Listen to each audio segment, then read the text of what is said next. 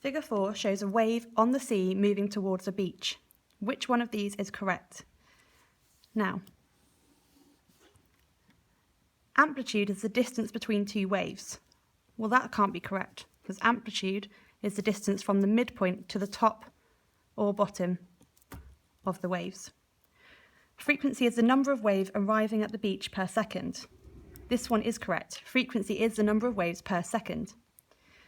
To check the other two, speed is the number of waves arriving at the beach. That cannot be correct, because speed is how fast the waves are travelling. D, wavelength is the height of a wave. Wavelength is the distance between two identical points on a wave. So you can measure that from the top to the top point or the bottom to the bottom point there. So wavelength is a length across the length of the wave, not the height. B, state the relationship between speed, frequency and wavelength of a wave. This just means give the equation. So speed equals frequency times wavelength. A water wave has a frequency of 0.40 Hertz and a wavelength of 1.2 meters. Calculate the speed of the water wave. I can use my equation I've just written.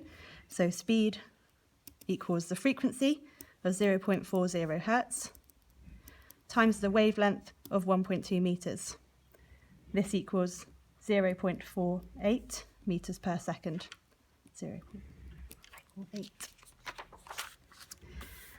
A student investigates how the angle of refraction varies with the angle of incidence when a light enters a glass box. Describe how the student should perform this investigation.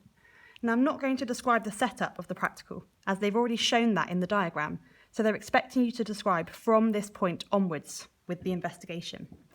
So the first thing I need to do here is measure that angle of incidence.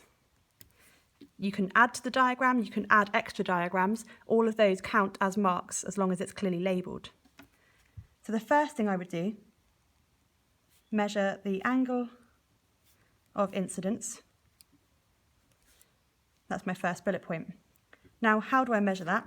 What angle have I drawn here? Between the incident ray and the normal. I then need to measure the angle of refraction. Make sure you're using the correct keyword. Don't start talking about reflection if the question's asking about refraction. So measure the angle of refraction to then see how the angle of refraction varies with the angle of incidence. I will then need to repeat for different angles of incidence. 4 bullet points for 4 marks. You can describe a lot more, but that will get you the 4 marks. It's better to be concise with the answer than just ramble on talking about making the room dark. That won't get you any marks. The final question here, part D. The students' results are shown in figure 6. You've got angle of refraction and angle of incidence. Explain whether any of the readings are anomalous. Now, a good thing to do here would be to sketch or use a ruler a line of best fit. So I can clearly see the result at 40 degrees angle of, so I found that there, incidence is an anomaly. So that gets me 1 mark. I need to explain how I knew that.